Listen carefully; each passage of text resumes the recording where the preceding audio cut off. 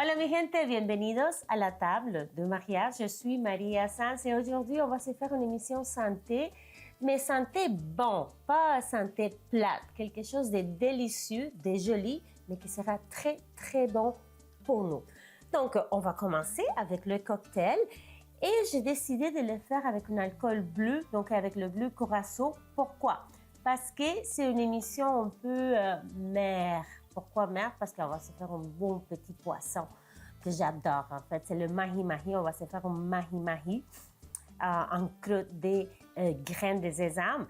Donc je me suis dit, qu'est-ce qui peut me rappeler la mer? Mais évidemment, un cocktail bleu. Donc le bleu Curaçao était le choix logique. J'ai déjà des glaçons dans mon shaker.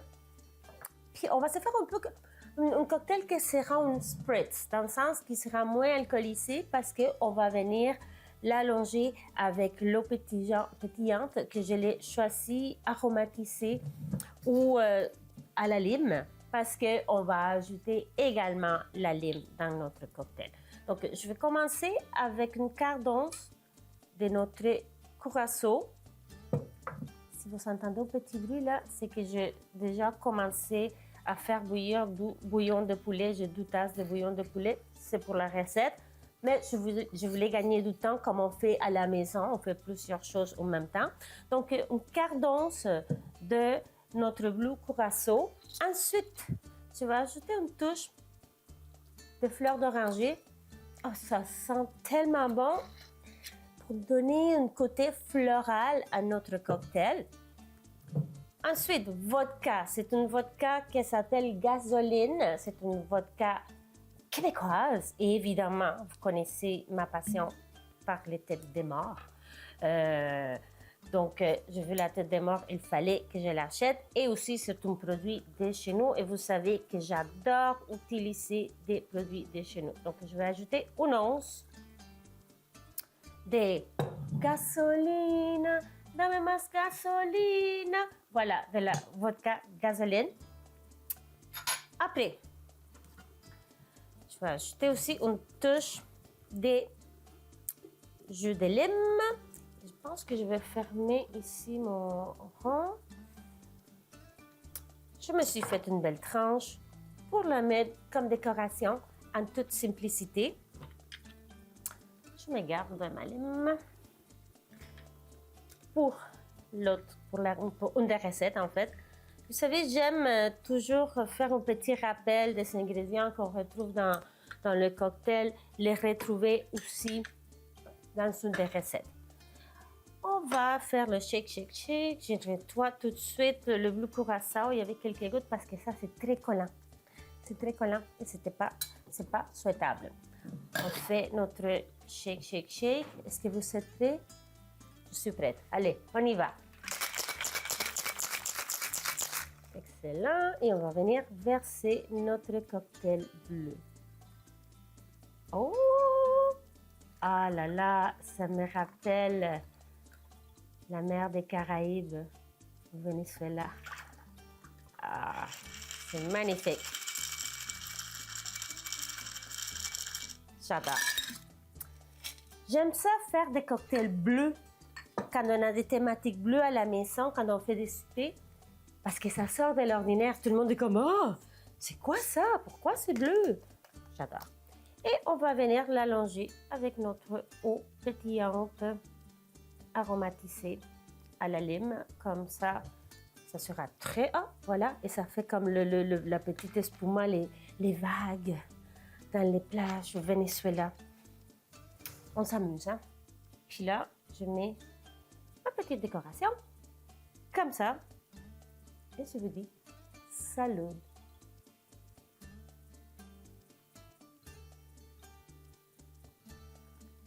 Oh, il est bon parce que grâce au jus de lime, ça vient comme, c'est qu'on rester un peu enlever le côté trop sucré de bleu Curaçao et aussi le fait qu'on l'a allongé. Ça commence très bien. Petite pause et on revient avec notre recette de mahi-mahi en croûte de graines de sésame.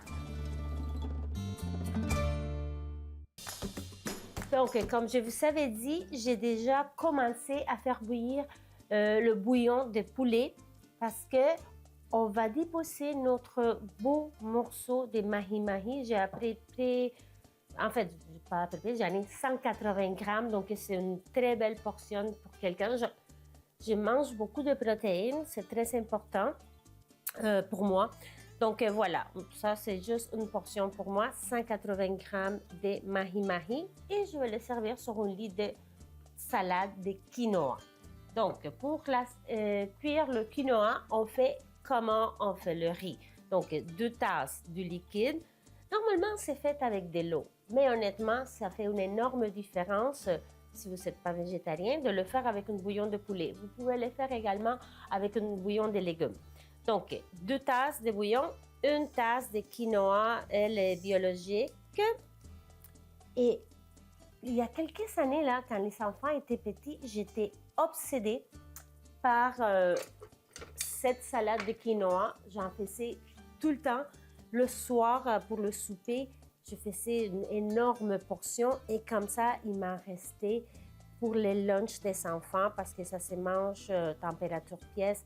Et c'est très nutritif, surtout que je vais ajouter beaucoup de choses. Et ça a changé dépendamment de l'inspiration du moment ou qu'est-ce que j'avais disponible dans le frigo. Mais pour les lunchs, pour les enfants, magnifique. Ou sinon, pour les lunchs au bureau, on s'apporte notre belle salade remplie de fibres, protéines.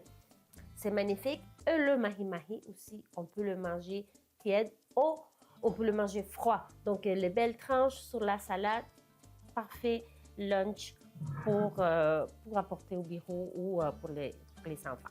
Donc, marinade la plus facile du monde.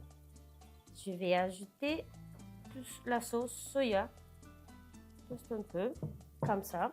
Après, on va les rouler mais pas tout de suite là, je vais les laisser mariner un petit peu le temps que le quinoa soit prêt.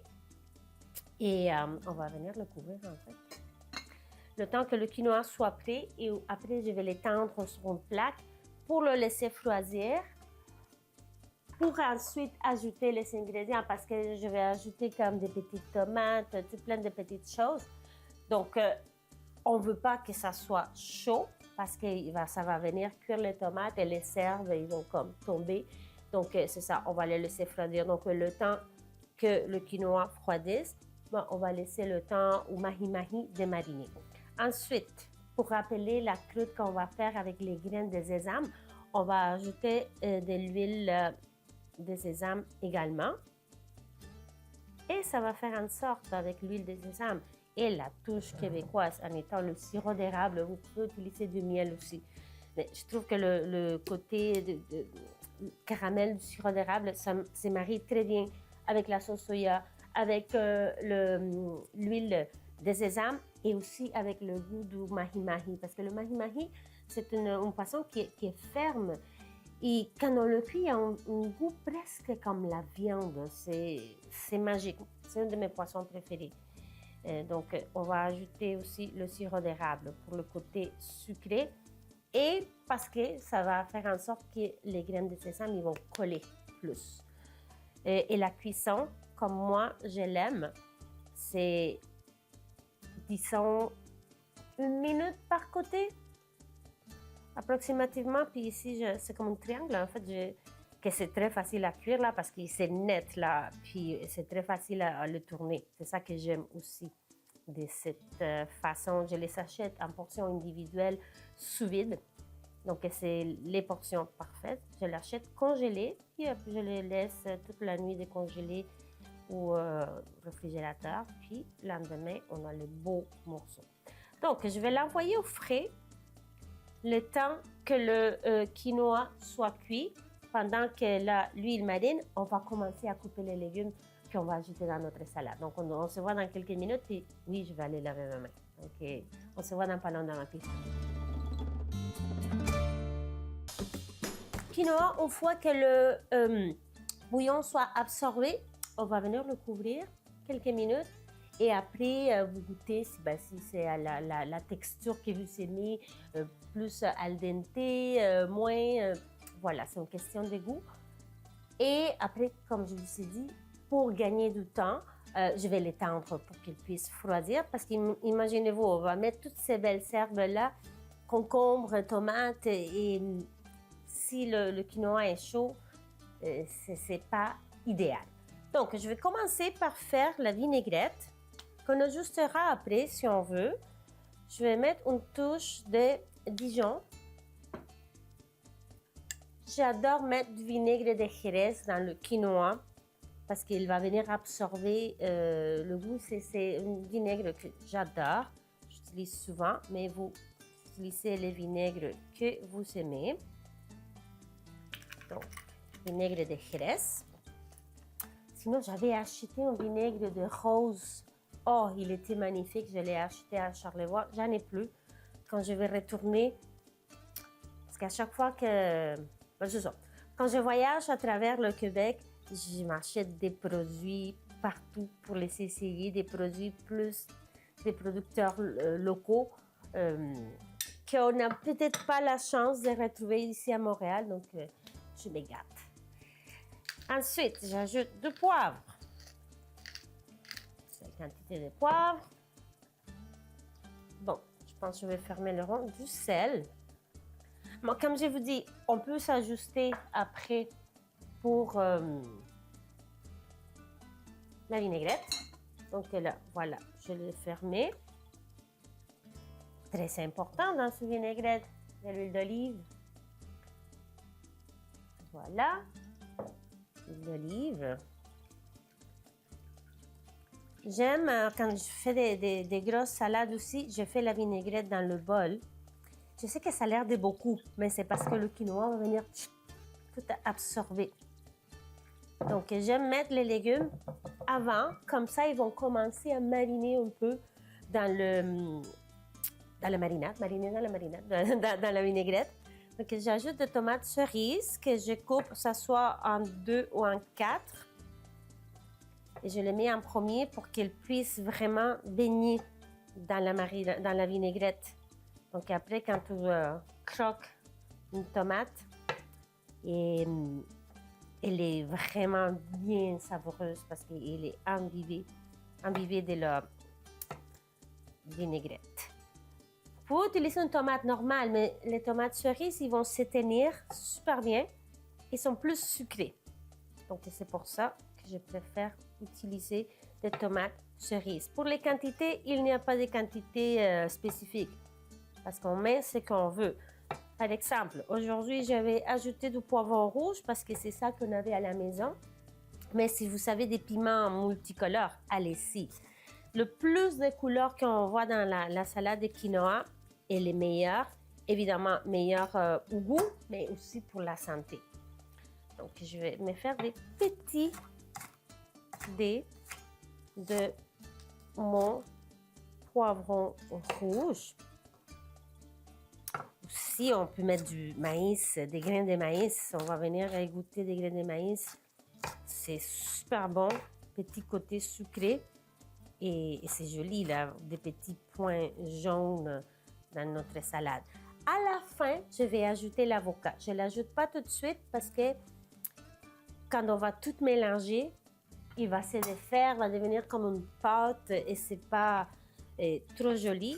Donc, je vais l'ajouter à la toute fin. Mais même quand j'ajoute le quinoa, je mélange bien. Et après, à la fin, j'ajoute l'avocat. Parce que sinon, ça va faire comme une guacamole. Et c'est pas souhaitable. Je vais ajouter aussi des petits cubes de concombre libanais. Également, ils vont venir toutes boire la vinaigrette. Donc, ils seront très savoureux. Parce que c'est quinoa, juste tout ça, là, c'est bon pour la santé, oui. Mais ça peut être plate. Juste du quinoa sans rien d'autre. Parfois, je les fais au lieu du riz, puis on la mange tiède, chaud, comme si c'était du riz. Mais froid de température pièce est super bonne aussi. Si je vais ajouter de l'oignon vert complet, j'ai mis la partie blanche et la partie verte. J'aurais pu aussi ajouter l'oignon rouge, hein? Mais je ne le ferai pas. Je vais le faire juste avec l'oignon vert. Ensuite, une touche qui donne un oomph, un je ne sais quoi. Que maintenant on sait c'est quoi. C'est la menthe. J'adore ajouter la menthe dans les salades. Ça donne une belle fraîcheur. Donc, je vais venir ciseler la menthe. Oh, quinoa, c'est parfait. Après, on va venir la fluffer un peu avec une fourchette. Et je vais les tendre. Je pense que je vous ai dit hein, que j'allais les tendre. Je les dis comme, je sais pas, 4 fois. OK, pour les serves, on a mis menthe.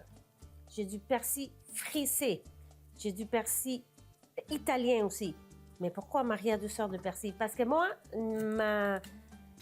mes papilles gustatives sont assez développées et je goûte la différence des deux persils. Ils goûtent différents et la texture est différente aussi. Donc, je mets les deux et la coriandre, probablement mon herbe préférée. Pour les gens qui n'aiment pas la coriandre, tant pis. Vous ne la mettez pas. C'est pas grave. Je ne serai pas fâchée avec vous là. Sauf si vous venez manger chez moi. Parce que je vais mettre la coriandre. Voilà. Persil. Et la coriandre. Donc, petite pause. Le temps que je finisse de couper la coriandre, mélanger tout ce bonheur-là ici. Et pour que quinoa puisse refroidir.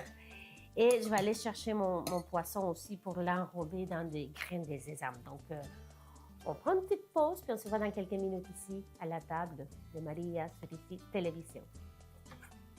Voilà, j'ai sorti mon mahi-mahi. Vous voyez, il a pris la très belle coloration. On va venir l'enrober avec des graines de sésame multicolores. De l'autre côté, j'ai un poêle qui chauffe énormément avec de l'huile d'olive. Je vais vous montrer avant. C'est ça que j'ai fait avec le quinoa. Donc, je l'ai étalé sur une plaque pour qu'il puisse refroidir plus rapidement. Donc, voilà pour ça. Donc, je vais venir ajouter mes graines de sésame partout. Et je fais cuire le poisson avant de toute façon parce qu'on va le manger température pièce, comme la salade. Donc, allez, on y va. Puis, comme je vous dis, moi, je le fais cuire une trentaine de secondes ou même moins par côté. Premièrement, les graines de sésame, ils m'ont brûlé. Et deuxièmement, je veux qu'il soit creux à l'intérieur, comme une... Ça va pas là? Comme une tataki. Donc, pas long. Après ça, je vais couper mon avocat une fois qu'on l'a mélangé, qu'on a mélangé nos tomates, concombres, tout ça avec le quinoa. Toute fin, ajoute l'avocat, mais je peux prendre l'avance et commencer à le couper. Voilà, regardez-moi la perfection. Il est parfait, il est parfait. Je vous dis, là, dernièrement, là, les dieux de l'avocat sont avec moi parce que j'en trouve à tous les jours des avocats parfaits. Une fois qu'on a fait cuire le poisson, on va les laisser reposer avant de le trancher. C'est la même chose comme quand on fait une viande. On laisse reposer. On ne coupe pas tout de suite. Parce que sinon, le jus, il va tout lâcher, puis il sera sec. Donc, vous voyez, moi, je peux voir déjà qu'il est cuit tout autour. Le centre n'est pas cuit. Donc, pour moi, la cuisson est parfaite. Donc, vous voyez, ça a pris combien de temps en temps réel? Une minute. Et là, je vais le sortir et laisser reposer et après, je vais les trancher. et le déposer sur un lit de quinoa. Petite pause et on revient pour la dégustation de mon mahi-mahi sur lit de salade de quinoa.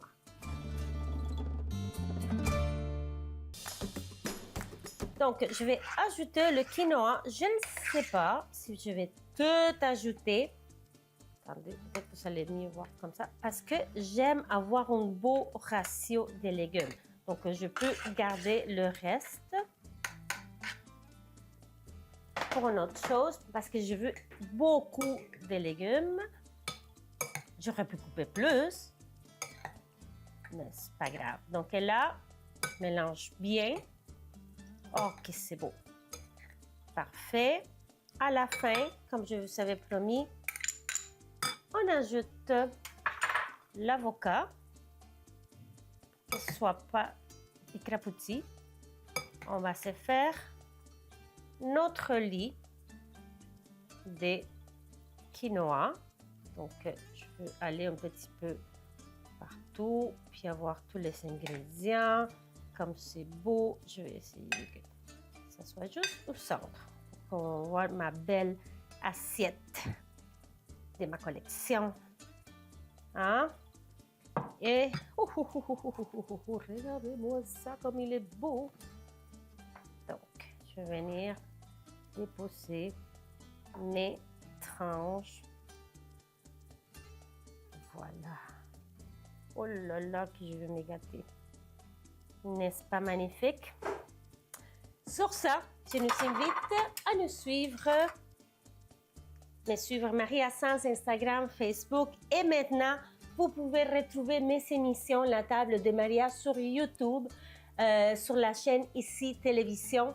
La chaîne YouTube d'Ici Télévision, c'est magnifique. Toutes les émissions sont là. Les ingrédients, toutes les recettes, vous allez vous régaler.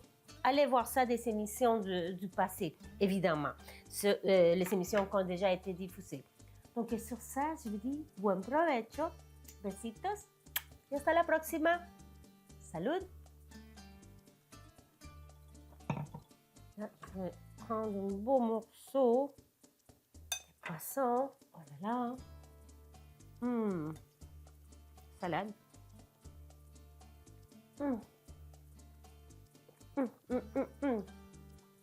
Voilà, c'est très bon. Je vais chercher l'avocat aussi. Delicioso. Hasta la próxima.